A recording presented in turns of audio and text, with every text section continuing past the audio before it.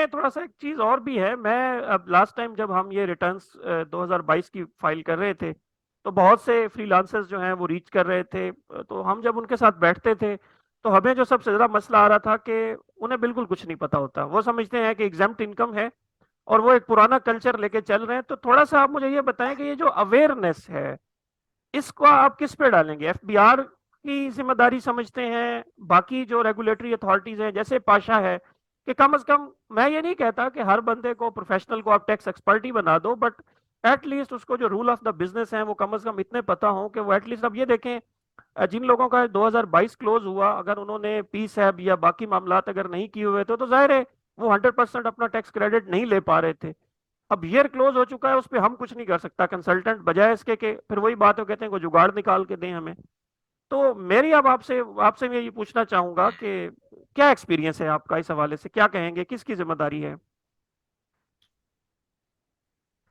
या देखें, एक तो हमारे यहाँ ना ओवरऑल टैक्स का कल्चर नहीं है। ठीक है, ओवरऑल टैक्स का कल्चर नहीं है तो जो हमारे चाहे आईटी वाले लोग हों या दूसरे लोग हों, उनकी कोशिश और ख्वाहिश ये होती है कि बस जैसे तैसे रिटर्न फाइल होकर मैं फाइलर बन जाऊं। रिटर्न में क्या फाइल हो रहा है, उसकी क्या रिक्वायरमेंट्स हैं, होनी चाहिए नहीं होनी चाहिए, उनके ऊपर तवज्जो नहीं होती। ठीक है, तो एक तो टैक्स कल्चर नहीं है। दूसरा जो हमारा कौमी मिजाज है, हम डॉक्टर के पास नहीं जाते, हम जाते हैं जो मेडिकल स्टोर वाला है ना, उससे कहते हैं यार मेरी तबीयत ठीक नहीं है तो मुझे कोई दवाई दे दो। ठीक है, तो डॉक्टर को तो वो सस्ता पड़ता है या उस पर कॉस्ट नहीं आती, तो अच्छे एडवाइजर्स के पास लोग नहीं जाते। तो एक तो लोगों का अपना कसूर है, ठीक है, कि हम लोग जो है वो बजाय इसके कि अच्छे एडवाइजर्स को कंसल्ट करें, हम जो है वो जो सस्ते से सस्ता मिलता है उसके पास जाते हैं, और उसमें फिर जिस तरह से लोग खराब होते हैं वो आप भी देखते हैं, मैं भी देखता हूँ कि रिटर्न्स के साथ क्या सलूक किया जाता है और किस तरह से हाल होता है।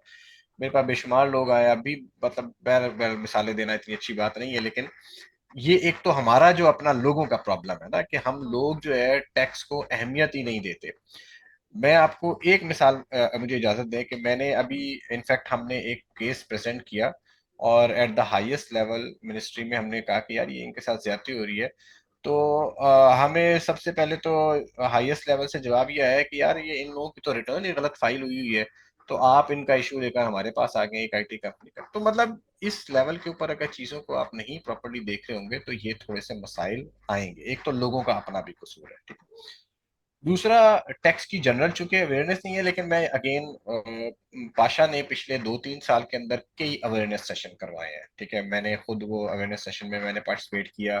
एक में केपीएमजी की पार्टनर सादिया नज़ीर भी मौजूद थी, और उन अवेयरनेस सेशंस के अंदर अच्छी प्रेजेंटेशन थी। लेकिन मैं समझता हूँ कि उससे कहीं ज्यादा प्रेजेंटेशन या पार्टिसिपेशन, सॉरी, होनी चाहिए थी लोगों की। लोगों ने पार्टिसिपेट नहीं किया।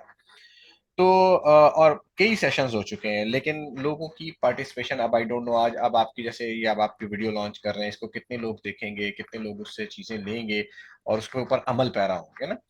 तो जो टैक्स के बारे में या जनरली लाइफ के बारे में जो हम लोगों के ख्यालात हैं कि बस यार जल्दी से कोई जुगाड़ लगा के काम कर लिया जाए, उसकी वजह से बहुत सारे मसाइल हैं। तो खुदा ने आज तक उस कौम की हालत नहीं नहीं बदली, बदली। न हो जिसको ख्याल आप अपनी हालत के बदलने का। तो बहैसियत कौम हम जो है ना इस मामले में सारे कसूरवार हैं, किसी मैं इदारे को या किसी को कसूरवार नहीं कहना चाहूंगा।